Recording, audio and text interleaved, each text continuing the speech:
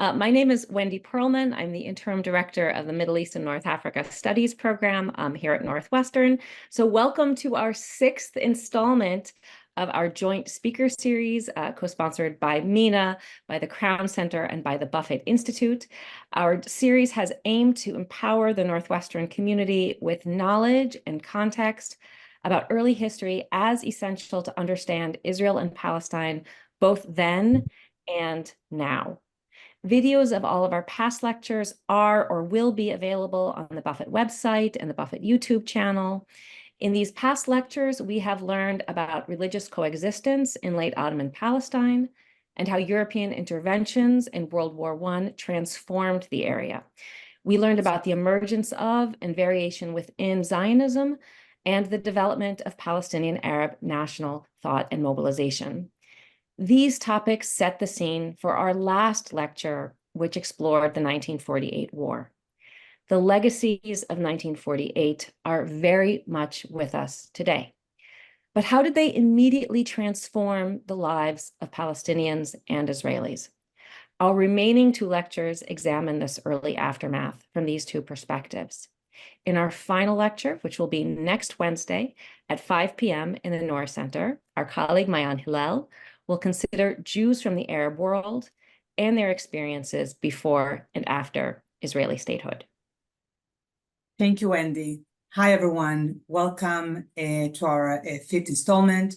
I'm Mayan Hillel. I'm the Assistant Director of the Crown Family Center for Jewish and Israel Studies here at Northwestern University. Today, we explore the Nakba and Palestinian identity. Our speaker is independent scholar, Dr. Leena Dallasheh. Dallasheh earned a degree in law from the Hebrew University in Jerusalem and a PhD in history and Middle Eastern and Islamic Studies program at NYU. She has held postdoctoral fellowships at the Center for Palestine Studies at Columbia U and at the Taub Center for Israel Studies at NYU, and has taught at Humboldt State University, Rice, NYU, and Oberlin College. With a particular research focus on Palestinians who became citizens of Israel, she is currently finishing a book manuscript on the social and political history of the city of Nazareth from 1940 to 1966, tracing how Palestinians negotiated their incorporation in the Israeli state while affirming both their rights as citizens and their identity as Palestinians. Her research has been published in the International Journal of Middle East Studies, the Journal of Palestine Studies, and edited collections. She joins us now from Israel. Thank you, Leena. The floor is yours. Thank you, Mayan, Wendy, and everyone for hosting me. I'm always appreciative of the opportunity to talk to people about Palestinian history, even though things are not easy these days to be in any space. But I do appreciate the opportunity. As Mayan mentioned, my focus is Palestinian history in the transition between the Mandate and Israel, and the Palestinians who became citizens of Israel, who will be the center of the talk, but I'm going to start with some general remarks about Palestinian history from the Nakba and afterwards. And the first comment I want to give is, if I can figure out how to change this, is actually a general comment about historiography and terminology. Already speaking about the Nakba, the 1948 war, the War of Independence, one could see the tension within how do you tell the story. It's already in the term that you use. I will use the Nakba because as a Palestinian, this is a term that for me represents accurately the experience, my experience, the experience of my people. But beyond that, I want to also highlight a point that was so well put by Palestinian author and political activist Emil Habibi in his novel The Piss Optimist, where he highlights that history is written by the victors. This is not his insight alone, of course. It's a well-known or well-repeated saying, but in the Palestine context, it becomes acutely powerful and known. For decades, especially in the English-speaking world, the almost exclusively known narrative and accepted narrative was the Israeli narrative of 1948, one that basically denied Israeli accountability for the Nakba, for the depopulation of hundreds of thousands of Palestinians, for the destruction of hundreds of Palestinian towns and villages, and for what followed in terms of what happened to the Palestinians.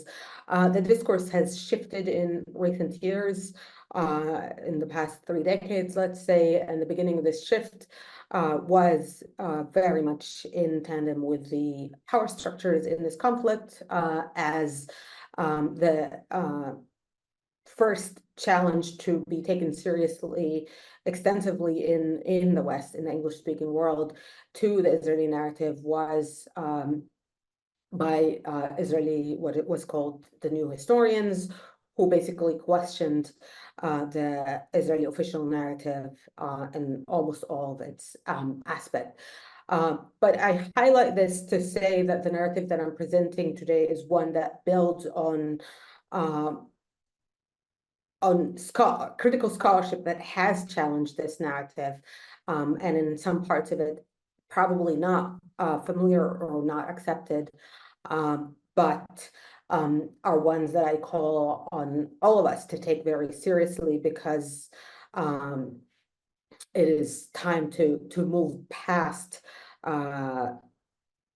power-based structures into more critical inquiry of this history.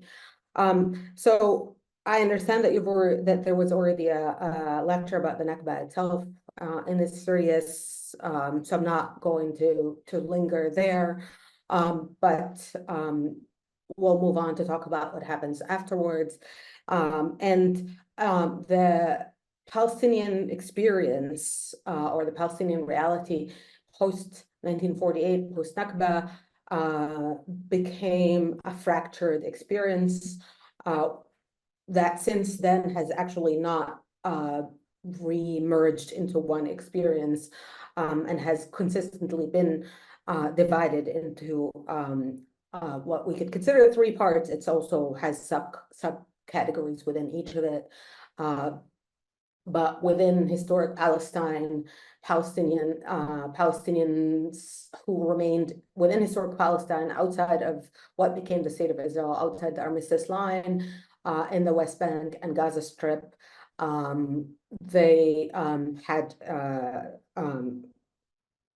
different experiences, but shared the experience of being under the control of an Arab country. The West Bank was taken over by Jordan.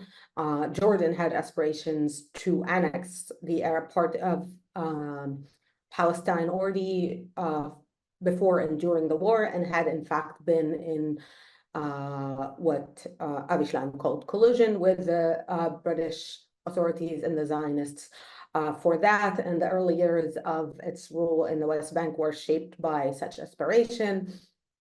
And in part, that also meant giving Jordanian citizenship to the Palestinians in the West Bank.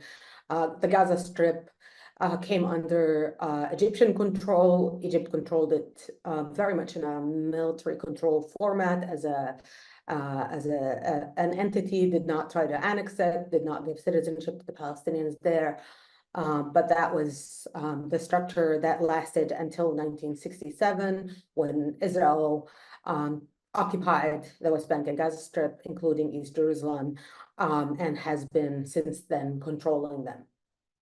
The second part of the Palestinian experience is the experience of the Palestinian refugees. The Nakba resulted in mass depopulation of Palestinians. 750,000 Palestinians became refugees as a result of war, aggression, and direct Zionist and later Israeli attacks and direct depopulation. The refugees were scattered, a very significant portion of them in the West Bank, and the Gaza Strip, but then the largest numbers are Jordan, Lebanon, and Syria.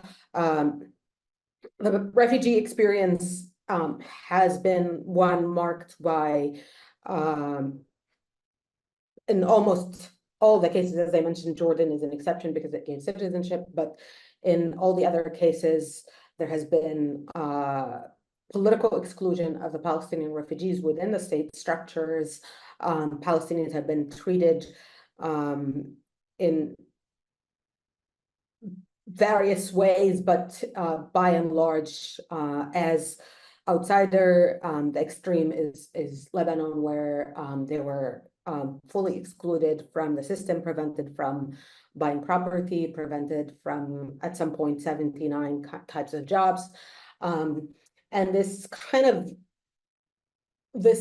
attitude, this treatment was accompanied by rhetoric support for the refugees by the Arab states. So in that sense, the Arab states, especially from the mid-50s, ones that sought legitimacy through Arab nationalism, sought to also or spoke for the Palestine case and the Palestinian refugees as the kind of the goal, the torch that they're carrying, while the refugees themselves were not at the center of their attention. And then the third group is the Palestinians who became citizens of Israel after 1948.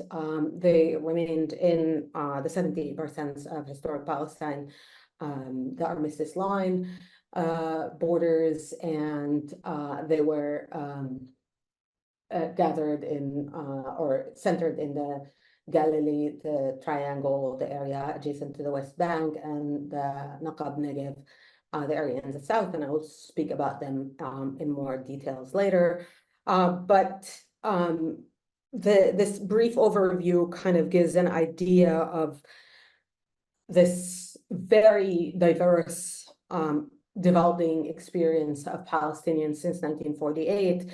And despite that, and despite the fact that the Nakba had a devastating effect on Palestinian life, and on Palestinian society, one of the things that my research seeks to highlight is continuity of Palestinian experience and Palestinian existence.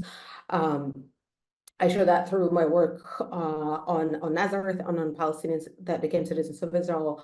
But I think the fact that Palestinians still 76 years since the Nakba, continue to have commemorations of the Nakba and to have national demands clearly indicates that Palestinian identity and Palestinian nationalism have not been erased or defeated despite the Nakba and despite the continued attacks since then. And I will briefly talk a little bit about the immediate aftermath of the war as a way of elucidating the challenges that Palestinians faced in those various sites, not in the geographic, but in the metaphoric sense. As I mentioned, the Nakba was a large-scale devastation for the Palestinians. The numbers vary between 430 to 531 towns, according to what you count as a town or as a community. But 531 Palestinian communities were depopulated, and Israel followed already during the war with a project of erasure and absenting of the Palestinians, both in the physical sense and in the metaphorical sense. The destruction of the Palestinian depopulated villages began already by the end of the war, and the policy sought to prevent the Palestinian return by basically destroying the physical space that they would have gone back to. So there were no longer houses that the Palestinians could go back to. But it was also complemented by a project of erasure from the map, absenting the Palestinians from the map. So this is a project that the Zionist movement had already started. The Hebrew map was a project that the Zionist movement had already started during the mandate period, but immediately after 1948, the state moves in an elaborate effort to completely erase Palestinians and Palestine from the map. And a part of this project was naming places with Hebrew names, new names, or names that sounded like the Arab names that sounded biblical, even though there was no biblical connection in some of these cases. I highly recommend reading Miron Ben-Benisti's research on this in Sacred Landscape, in his book Sacred Landscape, in which he calls this act as, quote, ethnic cleansing of maps, end quote. This was also accompanied with altering the physical landscape. Israel undertakes in its early years a large-scale project of forestation that seeks to cover the tracks of the remains of the Palestinian villages. They choose the pine trees that are not indigenous to Palestine, that grow very fast, and thus cover the traces. And until today, you can notice if you walk in some of the Israeli national forests, you can notice the the remains of Palestinian towns and villages all around the country. The project accompanied what Shira Robinson has named the War on Return, and Ben-Gurion called the War on Infiltration, which is an Israeli policy immediately created with the end of the 1948 war that sought to strictly prevent the return of any of the Palestinian refugees to what became Israel. And here I would highlight that the argument about whether or not there was an expulsion or a policy of ethnic cleansing during the war in 1948, to me, is resolved by the fact that Israel decides to actively prevent the return of Palestinians in brutal and forceful ways, not only through the practices that I mentioned of destroying the physical space that would allow the return, but also through the use of brute force.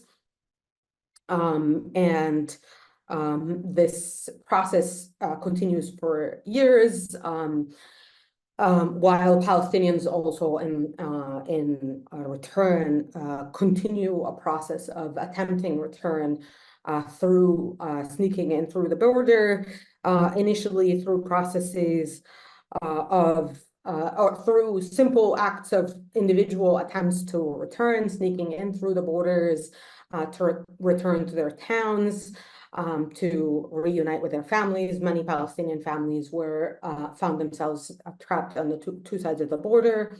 And the Israeli army would not only patrol the borders, but also sweep Palestinian villages and towns in raids that seeks to find infiltrators who are then thrown over the border. And the Israeli court records are dotted with evidence of this very extensive campaign, including in the eastern neighborhood in Nazareth, for instance, in the early 1950s, there were regular raids in which the army and police would surround the whole neighborhood and get everyone out of their house into a collection point in order to weed out those who they considered infiltrators. But the court records also attest to the fact that in many cases, it was people who had not become refugees, but remained within historic Palestine, within what became the state of Israel,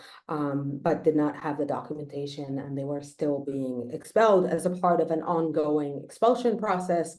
that Israel was undertaking in this period, so that prevention of return was in a way complementing and a continuing policy of expulsion, of an attempt to minimize the number of Palestinians within the borders of the state of Israel. The expulsions continued until the 1960s, especially focused in the south, in the Nakba. One of the bigger cases that are well known is the case of the city of Al-Majdal, now Ashkelon, that was depopulated according to an official Israeli decision in 1950, after its residents had survived. Some of its residents, thousands of its residents, had survived the Nakba and remained, and the refugees of the residents of Al-Majdal were turned into refugees and forced to move to Gaza 2 years after the establishment of the state. Palestinians, for their side, as I mentioned, there was already from the beginning attempts to return.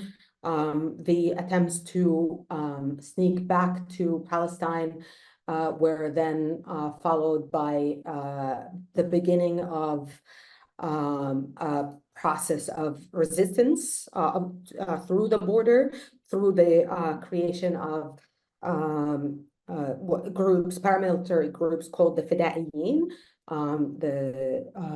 which were established around the Israeli borders in the Arab states and within Palestine that surrounded Israel, with the ultimate goal of reclaiming their rights to their homeland. The Israeli response to these actions was swift and brutal. It included a lot of retaliatory activities against Palestinians and against the neighboring Arab states. And one of the well-known cases is the case of Kibia, which is a Palestinian town then under Jordanian control, in November 1953, under the leadership of Ariel Sharon, who would later go on to become Israeli prime minister. The Israeli army entered the Palestinian town and basically devastated it, killing 69 men, women, and children. The picture is not very clear, but you could see that the town was also very extensively destroyed. I brought here a very small section from a report by one of the supervisors of the truce agreements about the events of that day, and it's very easily found in the internet, so you're welcome to find it if you want. This kind of gives a little bit of a brief sense of some of the Palestinian experiences and some of the Israeli policies in the aftermath of 1948 and some of the Palestinian responses to Israeli policies. But what I'm going to do in the rest of the time is actually try to zoom in about Palestinians who became citizens of Israel, just to kind of give a little bit more of a depth into this conversation. As I mentioned, the Palestinians who became citizens of Israel were in 30 main areas in the Galilee, where they were a majority and remain to the disaffection of some of the right wing in Israel. The West Bank, the Triangle, which is the area adjacent to the West Bank, and the Nakba, where Israel actually concentrated all the Bedouins from the Nakba into this one area, marked here as Bedouin Reserve. It is known in Arabic and Hebrew as Ezor HaSaig, or Mantiqat Siyaj. The Palestinians who remained were about 165,000. The number is somewhat contested, and it ebbs and flows because the Triangle was actually returned to Israel as part of the Rhodes agreements, but also the Nakba was still in flux with ongoing depopulation. Right after the Nakba, the Palestinian became and within the early years of the state, the Palestinians became even more of a minority as massive immigration from Europe and from the Jews of the Arab states came to Israel, some by choice and some by force. But the Palestinians who remained were very much isolated from one another and obviously from the Arab world.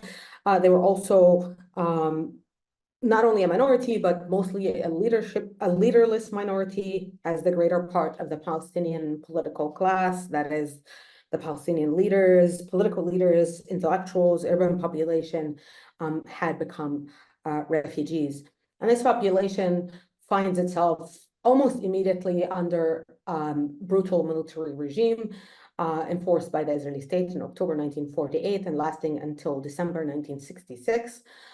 This regime was based on the British Defense Emergency Regulations, which ironically were enacted by the British to counter Zionist terrorism in the late Mandate period, and are then used by Israel against the Palestinians. This regime is enforced on almost 90% of the Palestinians.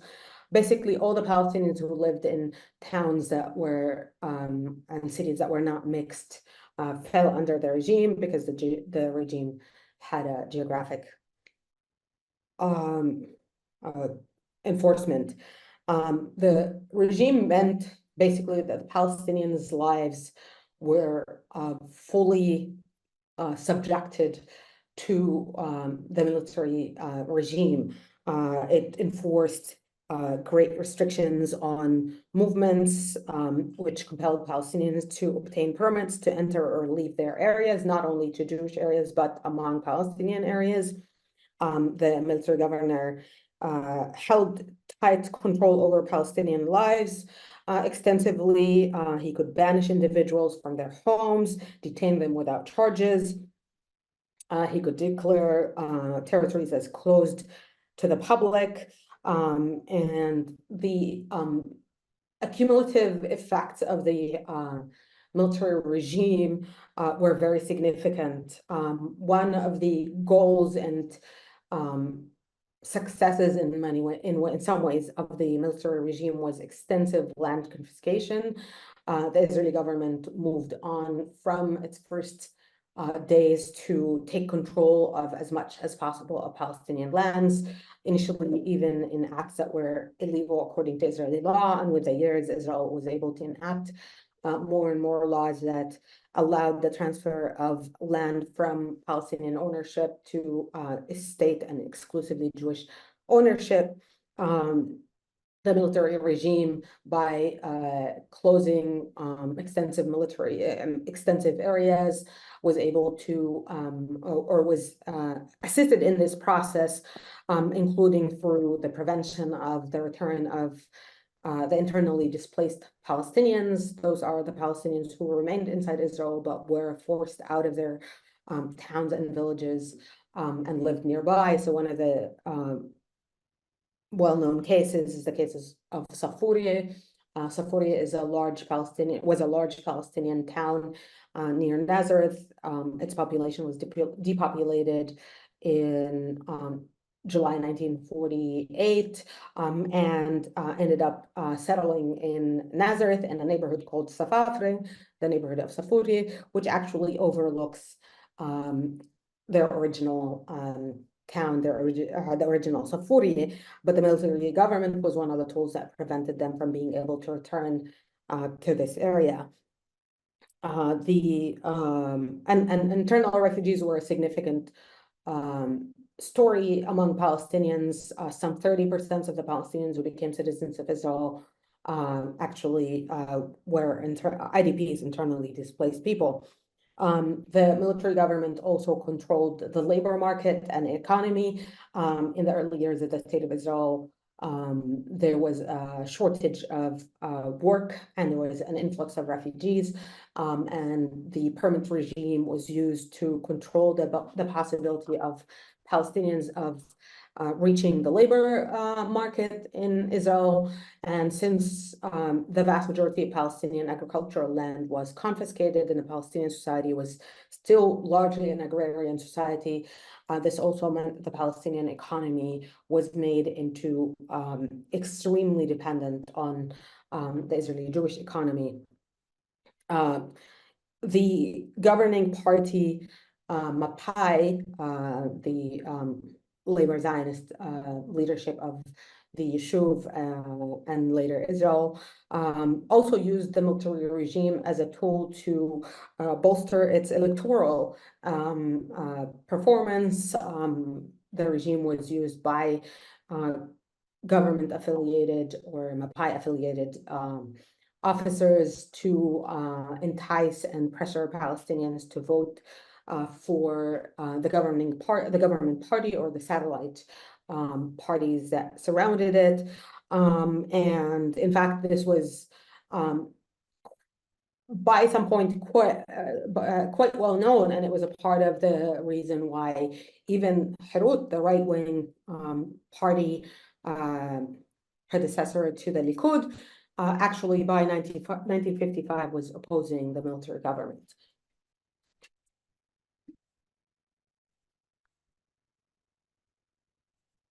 In face of this extensive government repression attempt to control Palestinians, all aspects of Palestinians' lives, including the political life, Palestinians did not remain silent. Already from early on, Palestinians began insisting on their right to their homeland and to rights within the state. This was not an easy process because it took until 1952 for Israel to grant the Palestinians citizenship. It was in a certain way a very baffling process because Palestinians were given the right to vote in 1949 elections because Israel wanted to show the world, the Israeli leaders wanted to show the world that they are in fact upholding the principles of the Declaration of Independence, which promised equality. And then at the same time, the government and particularly Ben-Gurion were very uninterested in incorporating the Palestinians as citizens of the state. In a very extensive struggle or tension between various sections of the Israeli Jewish leadership that lasted until 1952 about whether to give citizenship and what kind of citizenship Palestinians would receive, resulted in what Shira Robinson calls citizenship as a category of exclusion. That is, the state created a citizenship structure that basically was hierarchical. The Jewish citizenship in the country was based on the law of return. The Palestinian citizenship was based on the law of citizenship. And it was a more vulnerable, limited citizenship. Despite that, and even as the struggle for citizenship continued, the Palestinians developed or continued to develop a discourse that they started during the mandate period, which combined a discourse of Palestinian identity with a discourse of citizenship. This discourse or this struggle was led by the Communist Party, Maki, which was the only Arab Jewish party in these years, and it was also the only party that Palestinians were, the only legal framework in which Palestinians could able to be political activists. In the first years, the Zionist parties did not actually allow Palestinians to be members, and the Israeli state, through the military government and through security apparatus, prevented the creation of any other political framework for Palestinians. Ben-Gurion and Israeli leaders were not necessarily happy about Maki, but because Maki was a joint Arab-Jewish party, it was much harder to outlaw it, to outlaw a party that had Jews within it. And because of that, Maki became, by 1955, one of the main representatives of Palestinian opposition voices to Israeli policies and practices. The party attempted initially to work within or with the state to negotiate, but very soon after understood that the main requirements, the main demands, particularly the insistence on Palestinian identity, the insistence on being Palestinians, the insistence on the right of return of refugees, were rejected by the state. It became increasingly confrontational. I put here some pictures of some of the demonstrations that they led, but it wasn't only demonstrations. There were also a lot of popular mobilization, trying to kind of build the public to resist Israeli policies. So one of the cases, for example, is the village of Kufr Menda in the Galilee, where the Israeli authorities planned to flood the village, to basically depopulate the village and flood it and make it into a water reservoir. Maki activists were able to galvanize protest among Palestinians throughout the Galilee to reject this policy. Eventually, the project was canceled, but mainly because it was discovered that the land was not appropriate for this project. But there was also public meetings and education and publications and struggle within municipal councils, where Maki by 1953 and 54 is successful in being influential in two of the three municipalities that survived the Nakba, in Shafa'amr and in Kafr Yasif and in Nazareth, where they have electoral victories, less so in Shafa'amr at that point, but later on as well. One of the points that I want to highlight in this period that kind of gives a sense of the escalation or the kind of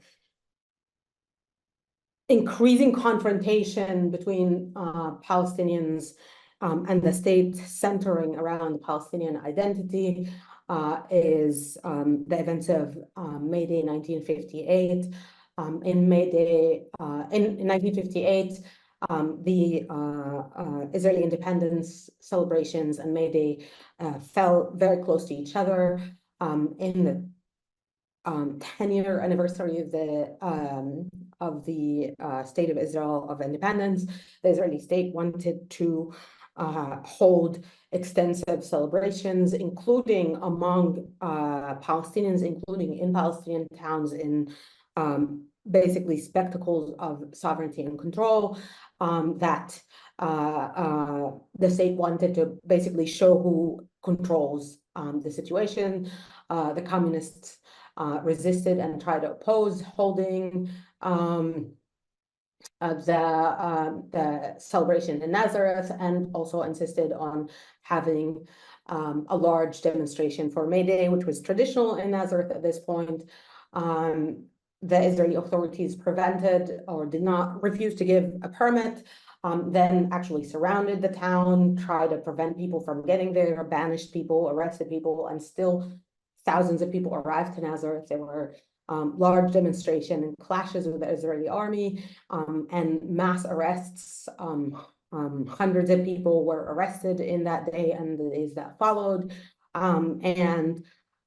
There was also very significant public mobilization in support of the arrestees in demand of the release of them. And here I posted a flyer against the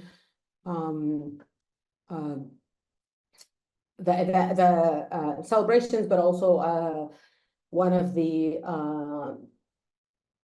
hundreds of petitions that were signed throughout the Palestinian villages and towns in protest against the arrests and the force that was used against the Palestinians. A little bit out of geographic order, but I want to talk about one more important episode in Palestinians' history with Israel, that is the 1956 Kfar Qasim massacre. In part as result of Israel's interest in preventing the Fidaiyin and the infiltration through the borders, Israel joins forces with Britain and France in 1956 in attacking in the war on Egypt, and in the process, it is decided to use this to attempt to push for further displacement of Palestinians. The Israeli army arrives to the Palestinian town of Kfar Qasim, which is at the border of the West Bank. They surround it from three sides, leaving the eastern side, the side towards the West Bank, open, and they declare curfew in the village. The village leadership appeals to the army officer that many of the village's residents were out of the village in the fields working, and they extend the time until before the curfew. People are sent to call for residents, and as people start returning to the village, they are shot and killed by the Israeli army. 48 Palestinians were killed, many of them women and children. The case doesn't have the effect. It doesn't stir mass escape by Palestinians, and even people in Kfar Qasim itself remain in place. The case becomes well known after, despite Israeli attempts for censorship, and gains a lot of attention even within the Israeli, and condemnation even within the Israeli public. And because of that, some of the people involved are put on trial, even though no one actually eventually pays a significant price. The picture on the right shows the officer, the commanding officer of the operation, Shadmi, who was sentenced to a grosh, or a pruta, 10 cents as a fine. And this is a picture of him showing the 10 cents to the media. And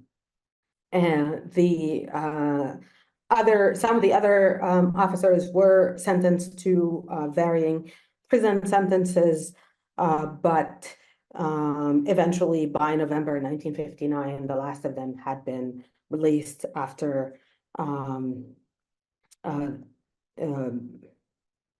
order to release them.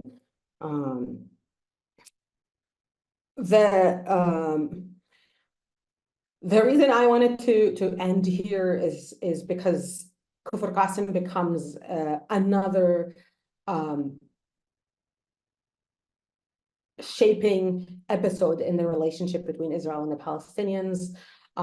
It was, in a way, a continuation of the Nakba, even though at this point Palestinians had been citizens of Israel, even though they were not in any way involved in that war. But it also becomes a point of contention and confrontation between the Palestinian citizens and the state of Israel about shaping the citizenship within the state.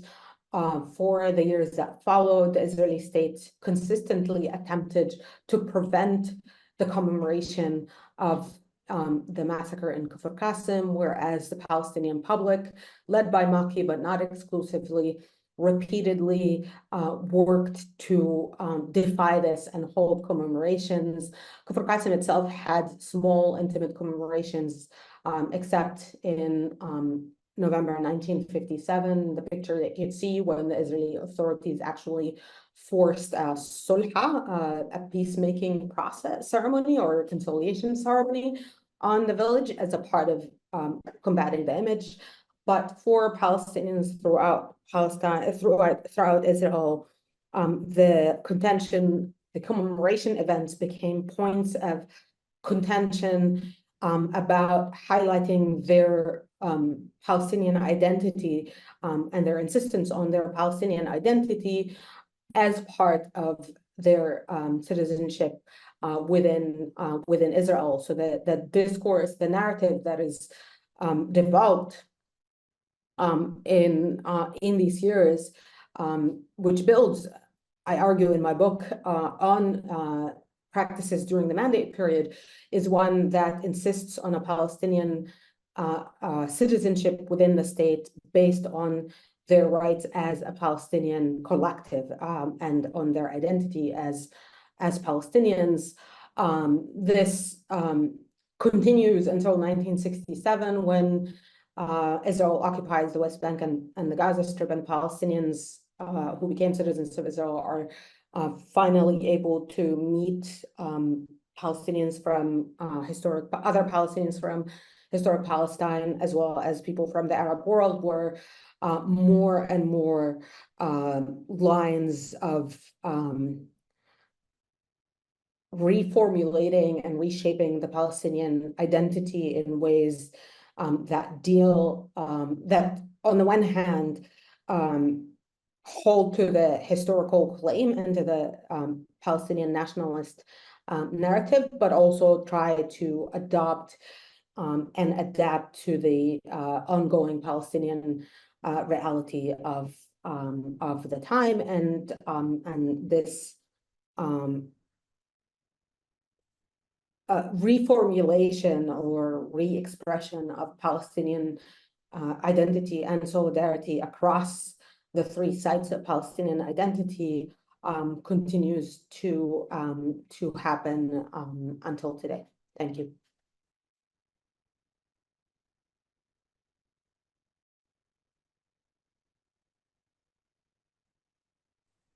Thank you so much, Leena, for such a rich talk. Lots of food for thought. I see two hands up. We're going to use the Q&A box, so please feel free, all of you now, to leave questions in the Q&A box. We'll get to them as we can. So let's begin with the first question, which is, thank you for your lecture. You discussed that Palestinian Arab citizens of Israel in this period voted mostly for the communists.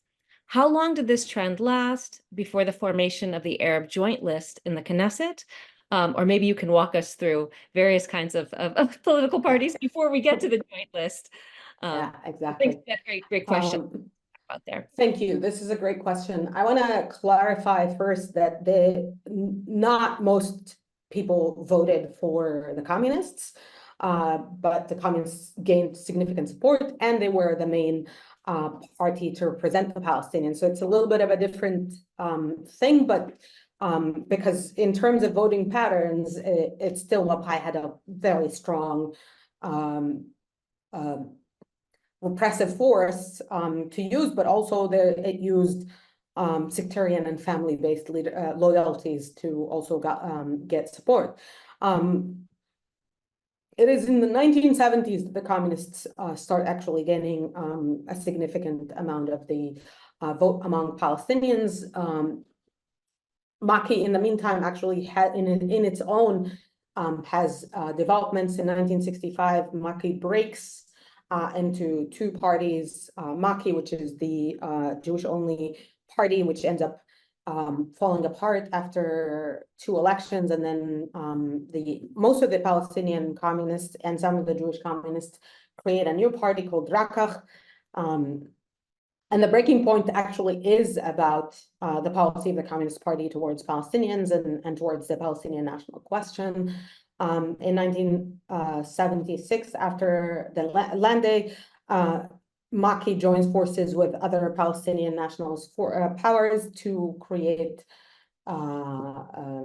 الجبهة, the National Front, right? What is it? الجبهة الديمقراطية للسلام. So the National Front for Democracy and Peace and Democracy, which continues to be a party in the Knesset.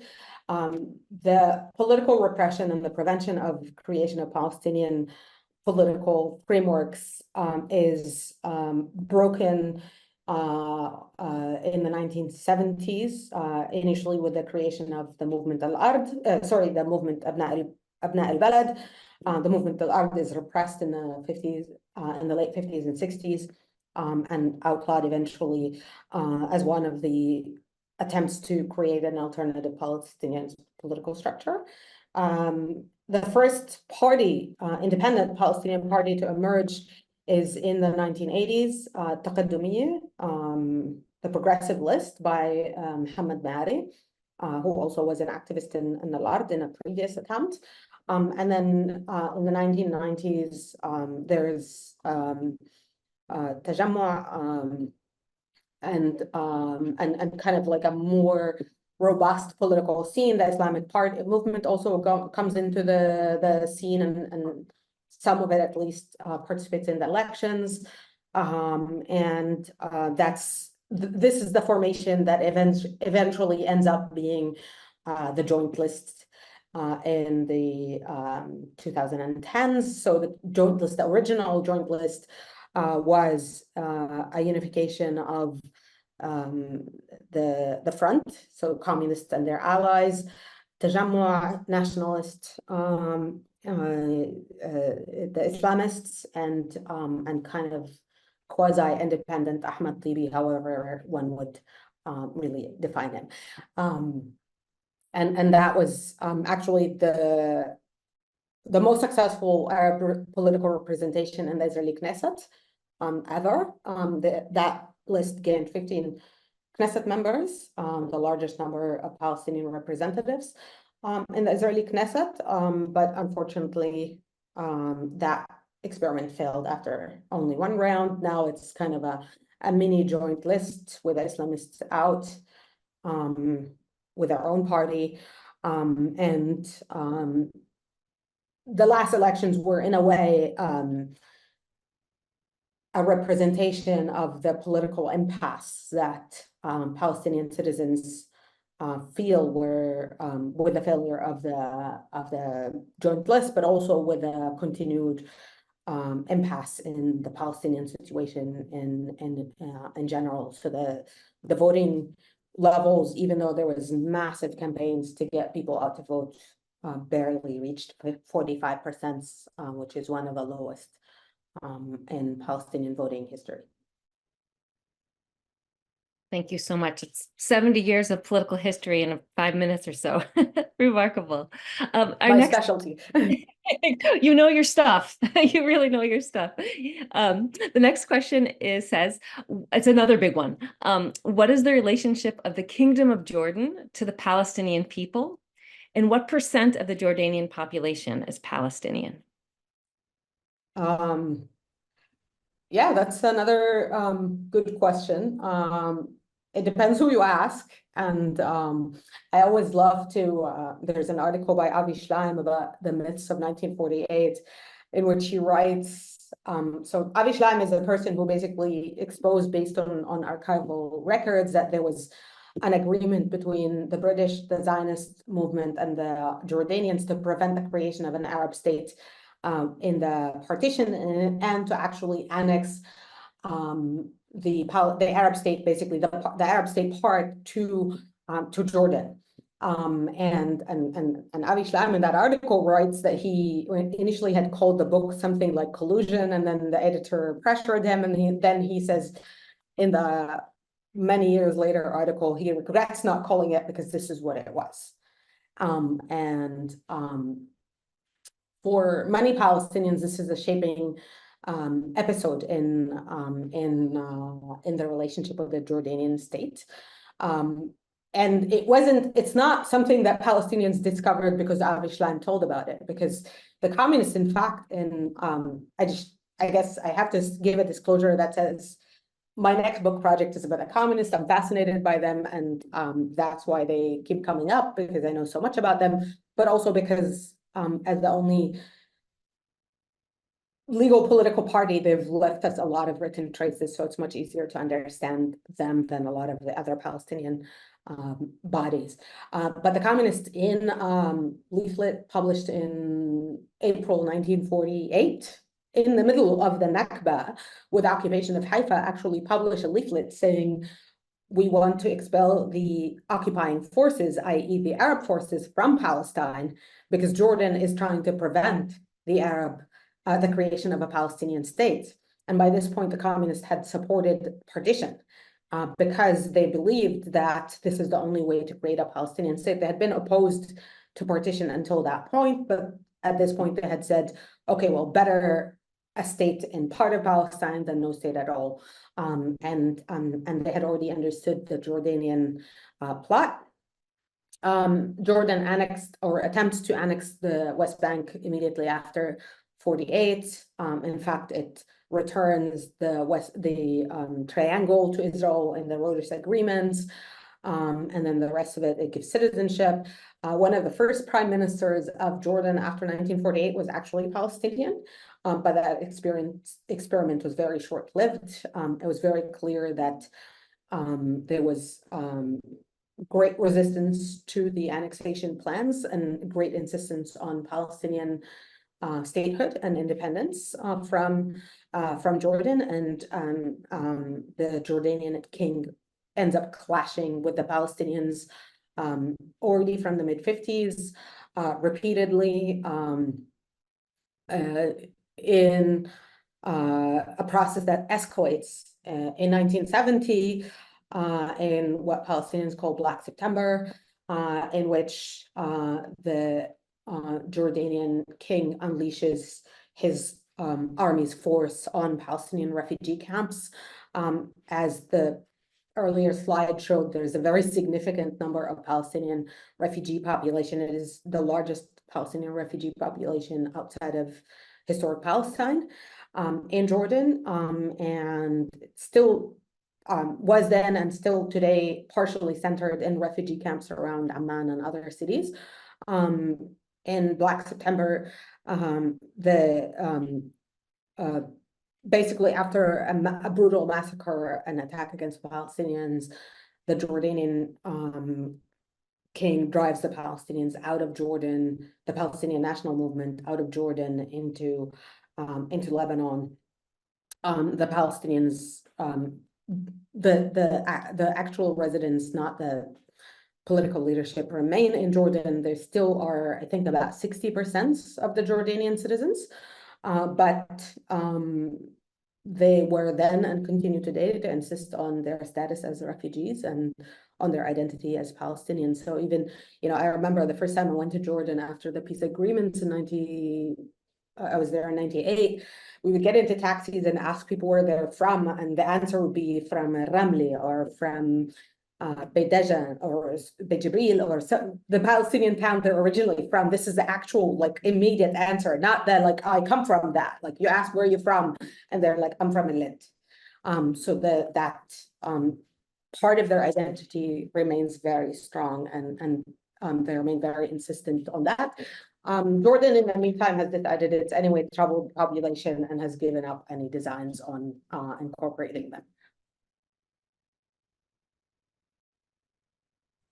Fantastic. Thanks. The next question came to me in direct chat from Mayan Hillel, who I think is one of the hosts, did not have access to the Q&A box.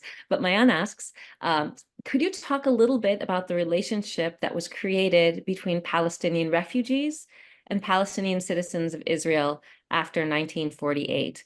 And I'll maybe take the prerogative to even expand that about sort of the relationship between Palestinian citizens of Israel and Palestinians in the West Bank and in Gaza Strip in general, I guess after 48, and then perhaps after 67 in general, that contact, lack thereof, how it shaped those relationships.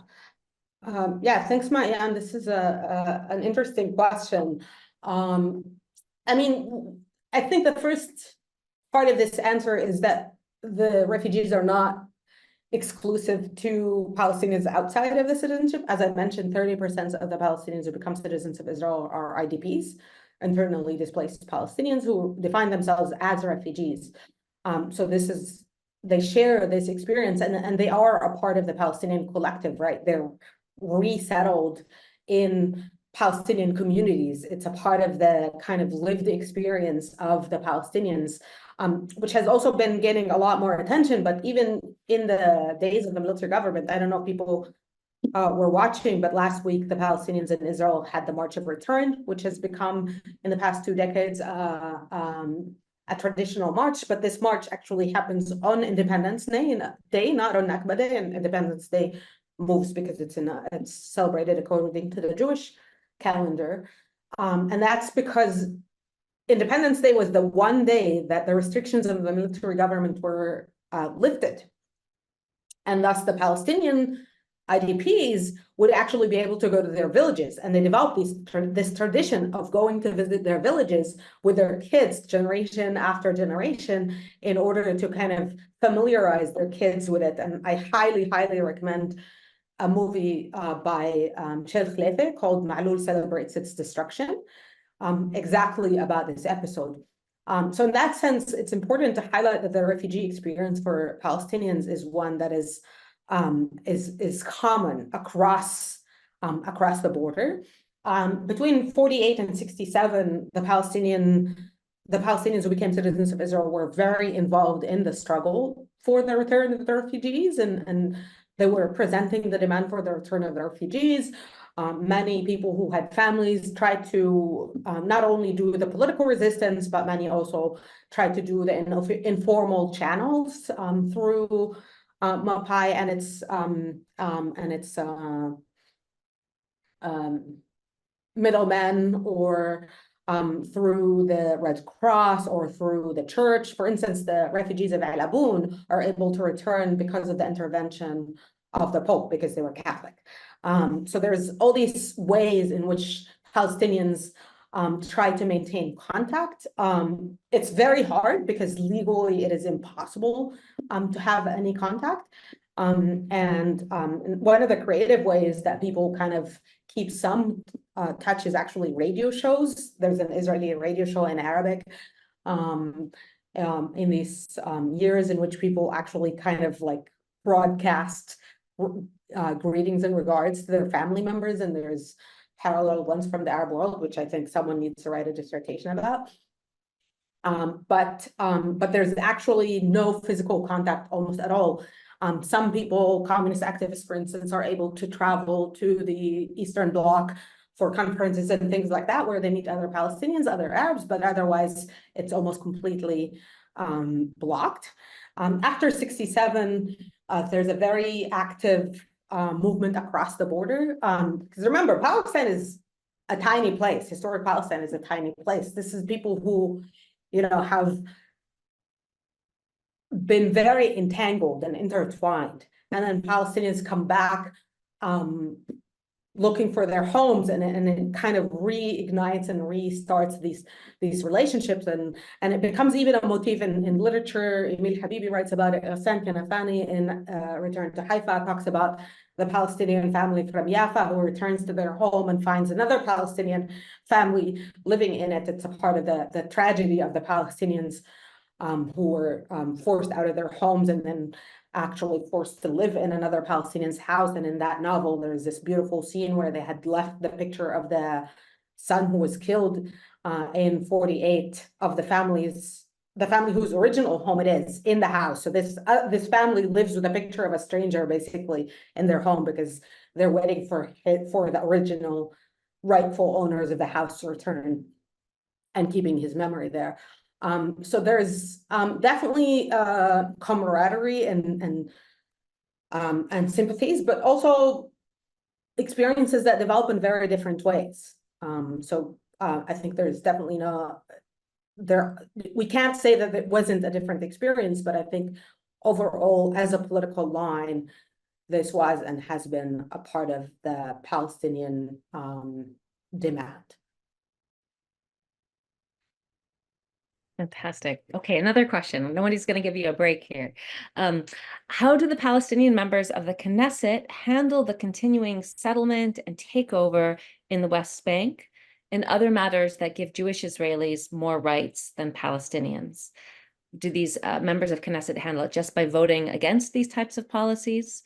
I assume their constituents disagree with Israeli policies. Yeah, thanks for this question. Now there's less than 10 Knesset members, Palestinian Knesset members. As I said, the largest number was 15 out of 120.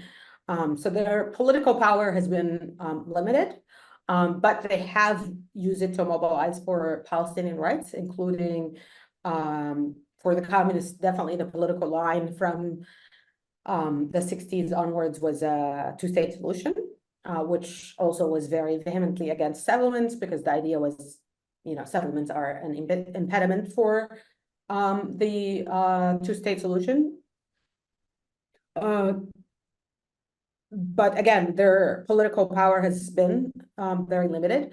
The one time they were able to actually use it, other than the last change government, was during the Oslo Agreement, when the Arab parties were the, what is it called? The Guf Hosem, Guf Monea, the bloc that basically enabled the Rabin government to survive. So the Rabin didn't want the Palestinians to be part of his government, but they voted in favor of the government to allow the peace agreements to pass as a part of Palestinian strategy of supporting a two-state solution. The Palestinians who are correct are against Israeli policies of settlements, and during the first Intifada, second Intifada, and May 2021, we saw very clear expressions of solidarity across the borders between Palestinians who are citizens of Israel and Palestinians in the occupied territories. But there's only, there's a very limited scope of possibilities for Palestinian legislators to work against any Israeli political project. And unfortunately, under the current political situation, even what is considered center-left, or even left, has been supportive of the settlement project. I think in the change government, quote unquote, Meretz voted for some significant settlement projects. So the possibility for the Palestinians in this is one that is marginal, and like other things in this conflict, I think has to be resolved from outside, unfortunately. Another question. Were there differences in how Palestinian Christians were integrated into the Israeli state structures versus Palestinian Muslims? And for example, you mentioned a particular experience for Palestinian Catholics. Was this a sort of one-off experience or reflective of a particular policy pattern? That's a very good question, and there's been a lot of an increasing amount of attention to Palestinian Christians pre and post 1948, with some interesting work being done. I will highlight that the way I understand it, and here I build on Osama Maqdisi's work about sectarianism in the Middle East, but sectarianism was not a part of a natural phenomena. It was a political project that was built and propped up by colonial structures. The British mandate definitely used the divide and conquer policy of kind of creating sectarian divisions among Palestinians. And the Israeli state continued this process. And a part of that was the different treatment for Palestinians. So Palestinians are three religious groups. The majority are Muslims. Christians are about 20%, or were about 20%, and then Druze, who were about 10%. And Druze are an offshoot of Shia Islam, and have been a very marginalized, or a very small community in the Arab world in general. So it has some unique features, and Israeli state worked on the insecurity, the sense of insecurity of this group as a very small minority, and had some allies within the group that eventually succeeded in enforcing conscription, forced army service to Druze men. And that was able to create a very significant differentiation. Also, in later years, so the Israeli state system has a separate education system for Palestinian Arabs. And at some point, they also created a third system for Druze that is independent. So as an attempt to create an alternative or a differentiated identity. There's been some success. Some Druze consider themselves to be Israelis, but because Israel is eventually a Jewish state that is invested in using the resources exclusively for Jewish use, the Druze are subject to land confiscation policies that Palestinian Arabs, Muslim and Christians are subject to. So eventually, many Druze have been sobered by this practice. By and large, Christian communities were not, as well as Druze communities, were not depopulated in 1948. El Aboud is well known because it was one of the uncommon cases. Iqrit and Bar'im are two other villages. There's a few others, but mostly Christian and Druze communities were left intact for political consideration, for international consideration. As the case of El Aboud shows, the church, the Catholic Church actually did pay attention and intervene eventually. And I think the Israeli decision makers had that in mind. The Christians, because of the missionary schools, tend to be more educated for more generations, so they tend to be more middle class. But that's again not an inherent difference, but because of the lack of education during the mandate period for most Palestinians. But otherwise, the Christians have been, like in the rest of the Arab world, in the forefront of nationalist leadership. They were also in the forefront of communist leadership, and continue to be in that sense, with again some differences and some nuances and some attempts. A few years ago, Israel was able to find a priest who said, you know, we Christians are not even Arabs, we're Phoenicians or something. I don't know, the Lebanese are Phoenicians and they're whatever. I always forget it, but he's got a very marginal fellowship, and that is actually a way of showing how much Palestinian Christians view themselves as a part of the Palestinian collective. Excellent. The next question is just, I think, an opportunity to reflect on, in general, on language and terminology, maybe how that relates to identity and identification. Yeah.